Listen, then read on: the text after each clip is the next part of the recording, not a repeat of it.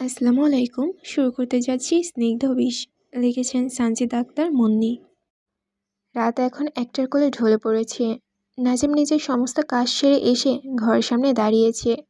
বুকটা কেমন ধরফর ধরফর করছে। নাজিম সব সংকোচ কাটিয়ে ধীর পায়ে ঘরে ভারী কাঠের দরজাটা ঠেলে ভেতরে প্রবেশ করে। দরজা খুলতেই রজনীগন্ধার লাল গোলাপের মাতাল করা সুবাস তার বুকে ভরে যায়। চারিদিকে রাশি রাশি ফুল আর স্নিগ্ধ আলোর ছটকায় পুরো ঘরটা একটা স্বপ্নপুরীর মতো মনোরম করে সাজানো হয়েছে। আজ তার আর পুষ্পের বাসর রাত, অথচ এমন একটি কাঙ্ক্ষিত রাতে সে ঘরে ফিরল মাঝরাত পেরিয়ে। নাজিম যে ইচ্ছা করে দেরি করেছে তা কিন্তু নয়। আজ 8 তারিখ, আর সামনে 12 তারিখ নির্বাচন। ক্ষমতার একটা নিষ্ঠুর লড়াই, এক মুহূর্তে দম ফেলার ফুরসত নেই তার। জনগণ যদি স্বেচ্ছায় ভোট না দেয় তন্ময়কে, তবে কারচুরি করে হলেও তাকে জেতাতে হবেই। রাজনীতিতে আবেগের কোনো স্থান নেই, আর সেটার জন্য তো একটা নিখুঁত পাকাপোক্ত পরিকল্পনা প্রয়োজন। ঘরে এই স্নিগ্ধ আর পবিত্র পরিবেশে নাজিমের মাথার ভেতর ঘুরপাক খাচ্ছে একটু আগে করার নোংরা রাজনীতির হিসাব নিকাশ। মানুষের ব্রেন ওয়াশ কীভাবে করতে হয় সেটা তারা খুব ভালো করেই জানে। যারা বুঝে শুনে বিচার বিবেচনা করে ভোট দেয়, এমন ভোটারের সংখ্যা আর কতজন। গ্রামের সহজ সরল অভাবী আর অন্ধবিশ্বাস মানুষের ভোট তো সবচেয়ে বড় হাতিয়ার। এদের ইমোশনাল একবার ব্ল্যাকমেল করতে পারলেই খেল খতম। এই তো আজ মাগরিবের পর থেকে তারা একটা প্রান্ত গ্রামে পড়েছিল। সেখানকার সবাইকে তারা বড় বড় গলায় প্রতিশ্রুতি দিয়ে এসেছে, আমাদের ভোট দিন, আপনাদের গ্রামের বাড়ি, গ্যাসের লাইন আর পাকা রাস্তা ব্যবস্থা করে দেব। শুধু ফাঁকা বলেই নয়, গ্রামের মাতব্বর আর প্রভাবশালী মুরব্বীদের পকেটে এরই মধ্যে কালো টাকার বান্ডেল গুঁজে দিয়ে এসেছে সে, যাতে পুরো গ্রামের ভোটটা একচটিয়ে তাদের বক্সেই পড়ে। এরপরও যদি কোনো কারণে পাশার দান উল্টে যায়, তবে বিকল্প হিসেবে কেন্দ্র দল আর ব্যালট বক্সে ছিনতাইয়ের ছক কষে রেখেছে তারা। প্রিসাইডিং অফিসার থেকে শুরু করে স্থানীয় মাস্তান সবাইকে ম্যানেজ করার কাজ আজ রাতেই শেষ করতে হয়েছে তাদের। একটা দীর্ঘশ্বাস ফেলে নাজিম নিঃশব্দে দরজাটা আটকে দেয় ঘরের। বিছানায় দিকে চোখ পড়তেই থমকে যায় তার দৃষ্টি। পুষ্প ঘুমাচ্ছে। অতি স্তর্ণপণে ধীর পায়ে সে এগিয়ে যায় পুষ্পের দিকে। স্থির চোখে তাকিয়ে থাকে কিছুক্ষণ ওর পানে। ঘুমন্ত অবস্থায় মেয়েটিকে কি ভীষণ স্নিগ্ধ আর মায়াবী না লাগছে। কিন্তু এই প্রশান্ত মুখের দিকে তাকাতেই নাজিমের বুকের ভেতরটা রাগে আর ক্ষোভে ফুঁসে ওঠে। পুষ্পের সাথে ঘটে যাওয়া সেই ভয়ঙ্কর অন্যায়টা সে কিছুতেই মেনে নিতে পারছে না। অনেক খুঁজেছে সে, হন্য হয়ে চারপাশে চষে বেরিয়েছে, কিন্তু সেই জানোয়ারগুলোর কোনো খোঁজ এখনও সে পায়নি। আনমনে একটা ভারী দীর্ঘশ্বাস বের হয়ে আসে নাজিমের বুক চিরে। থাক, ও শান্তিতে ঘুমাচ্ছে, অকারণে তাকে আর জ্বালানোর কোনো প্রয়োজন নেই। এই ভেবে সে বিছানা থেকে আলাদা করে একটা বালিশ আর কাঁথা তুলে নিয়ে ধীর পায়ে এগিয়ে গিয়ে ঘরে এক কোণে থাকা সোফাতে শুয়ে পড়ে। নাজিম সোফা গায়ে দিতেই বিছানায় শুয়ে থাকা পুষ্প স্তর্ণপণে নিজের চোখ জোড়া খোলে। ঘাড় ঘুরে এক পলক তাকায় সোফায় শোয়ারত নাজিমের দিকে, তারপর দৃষ্টিটা আবার ফিরিয়ে নেয়। ঠোঁটের কোণে তার ফুটে ওঠে এক চিলতে শান্ত অদ্ভুত হাসি, সির্ফ একটা মুচকি হাসি। নাজা ফজরের নামাজ সেরে চুপচাপ জায়নামাজে বসে আছে। দৃষ্টি তার নত জায়নামাজের পানে। তৌসি বিছানায় উবুর হয়ে বেঘরে ঘুমাচ্ছে। নাজার শরীরটা কিছুটা ভালো হয়েছে, হাঁটতে ফিরতে পারার মতো শক্তি শরীরে জুগেছে। নাজা এভাবে বসে থেকে গত রাতে কথা ভাবছে। রাতে তৌসির নিজেই কথায় অটল থেকেছে, নিজের কথাই রেখেছিল। সে চলে গিয়েছিল। সে নাজার দিকে ফিরেও তাকায়নি, তার কাছে টাকাই বড়। তবে তাড়াতাড়ি চলে এসেছিল। যখন এসেছিল, এসে নাজার পাশে নাজা থেকে দূরত্ব নিয়ে শুয়ে পড়েছিল। নাজা ঘুমিয়েছিল না, সে সজাগে ছিল, চোখ বোঝা অবস্থায় ছিল। তৌসির ভয় আর নাজাকে বুকে জড়ায়নি। তৌসির বড্ড ভয় পায় নাজাকে। নাজা যা বুঝল রাতের কাণ্ড দেখে।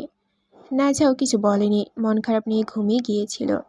তৌসির আছে নাজাকে বুঝিয়ে দিল, আবারও বুঝিয়ে দিল নাজা তার কাছে কতটা মূল্যবান। নাজাও মেনে নিয়েছে এই বিষয়টি।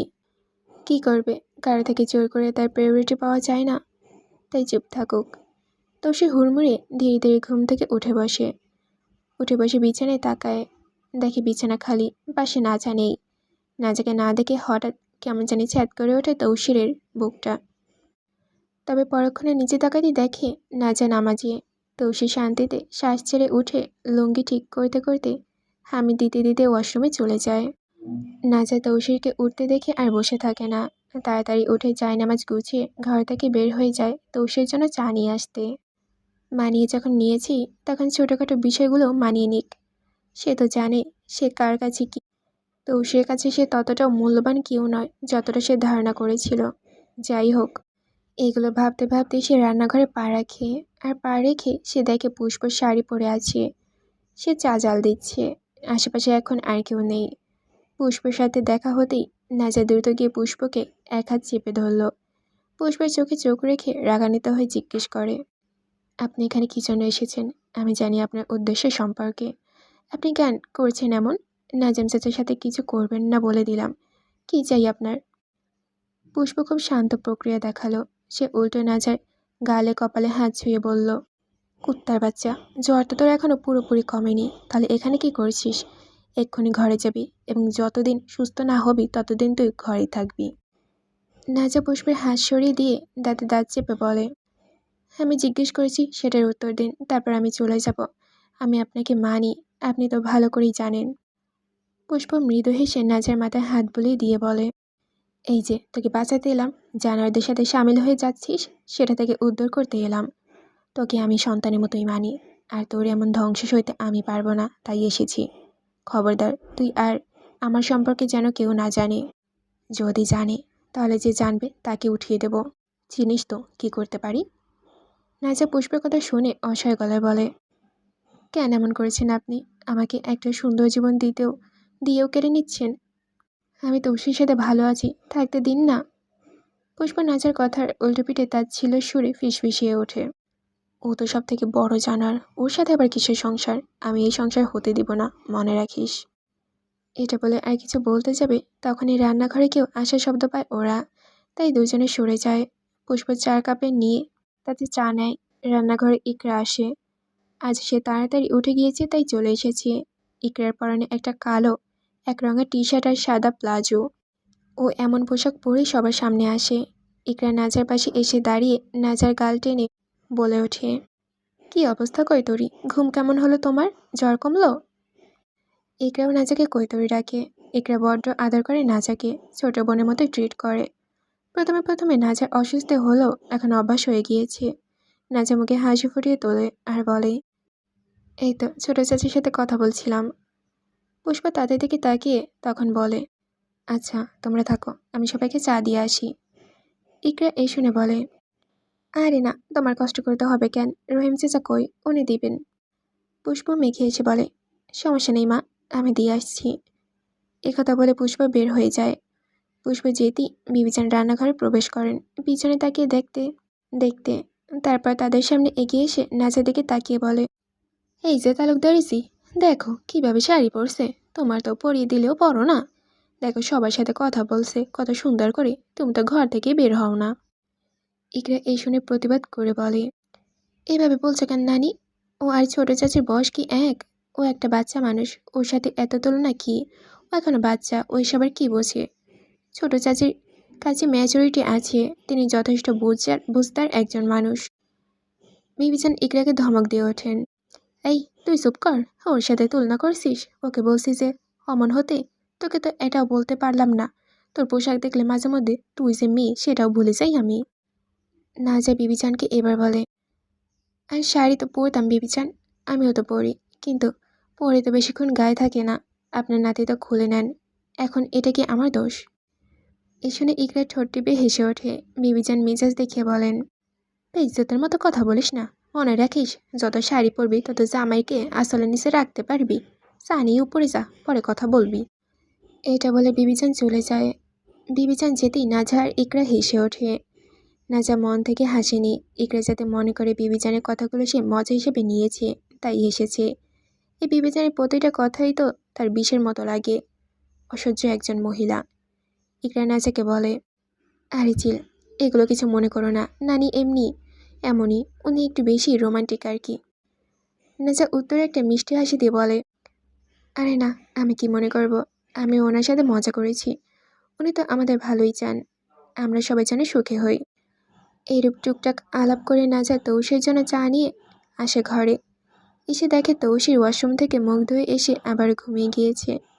নাজা চায়ের কাপটা খাট পাশে টেবিলের উপর রেখে তৌসির মাথার পাশে বসে তৌসিরকে ডাক দেয়। উঠুন তৌসির, আর কত ঘুমাবেন? তৌসির নাজার এক ডাকে চোখ খোলে। নাজা দিকে তাকায়। বুকের ভেতর ধরফর ধরফর করছে। নাজা তার সাথে সুন্দর করে কথা বলছে। যাক, রাগ করছে না। তৌসির কি যে শান্তি লাগছে এ দেখে তা বলে বোঝানোর মতো না। প্রাণ ফিরে পায় নিজের মধ্যে। নাজা যখন তৌসির সাথে খারাপ আচরণ করে বা কথা বলা বন্ধ করে দেয়, তখন কতখানি যন্ত্রণায় দগ্ন হয় তৌসির, তা তৌসিরের নিজেও অজানা। তৌসিরের মুখে একটা শান্তির হাসি ফুটে ওঠে। সে বলে, কাপটা দাও। নাজা তৌসির হাতে কাপটা তুলে দেয় আর বলে, নিন, চা খেয়ে ভেজা কাপড়গুলো কষ্ট করে ছাদে মিলে যেদিকে যাওয়ার সেদিকে যাইয়েন। আমার অশান্তি করেছে ভেতরে, শীত শীত লাগছে, মনে হচ্ছে আবারও জ্বর উঠবে। এই শুনে তৌসির চায়ের কাপটায় চুমুক দিয়ে অন্য হাতে নাজার গালে গলায় ছুঁয়ে দেয়। সে বলে ওঠে, জ্বর উঠবো কি, জ্বর রইছে গায়ে। শোনো, নিচে যাইও না, ঠান্ডা লাগাইও না, ঠান্ডা শুইবা তো আরও উঠবো। নাজা তৌসির কথায় তার দিকে তাকিয়ে থেকে চুপচাপ কিছুক্ষণ দেখে তাকে, তারপর বলে, আচ্ছা, দেখি কি হয়। এই কথা বলে নাজা শুতে যায়। তখনই তৌসির চায়ের কাপটা নাজার উপর দিয়ে হাত বাড়িয়ে খাট পাশে টেবিলের উপর রাখতে রাখতে বলে, তোমার একটা কথা জিগাইতাম। নাজা শরীরটা বাঁকা করে বালিশে মাথা রাখে, কিন্তু তা আর হয় না। সোজা হয়ে বসে কপালে কয়েকটা ভাঁজ ফেলে জিজ্ঞেস করে, কি?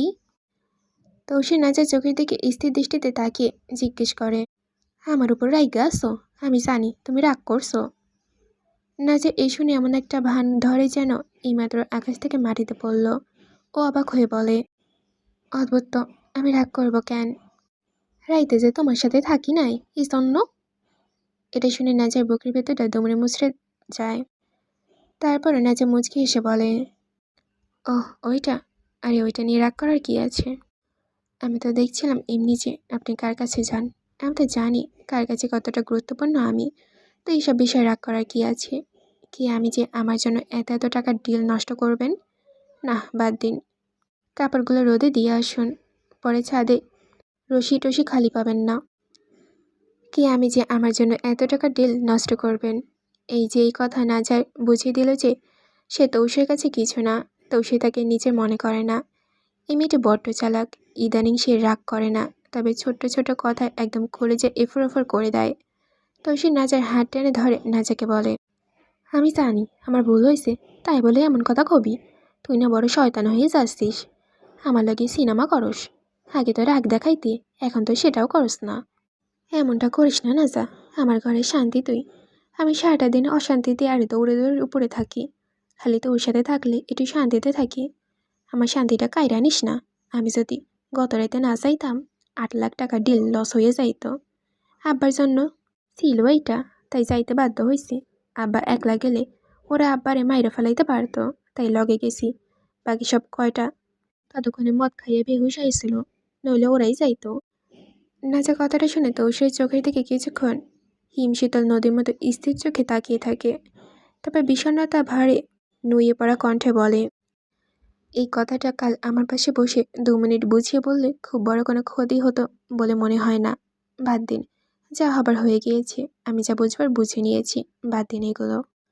নাজার কথাগুলো কোনোভাবেই মানতে পারছে না তৌসির। উচাটন হয়ে পড়েছে সে।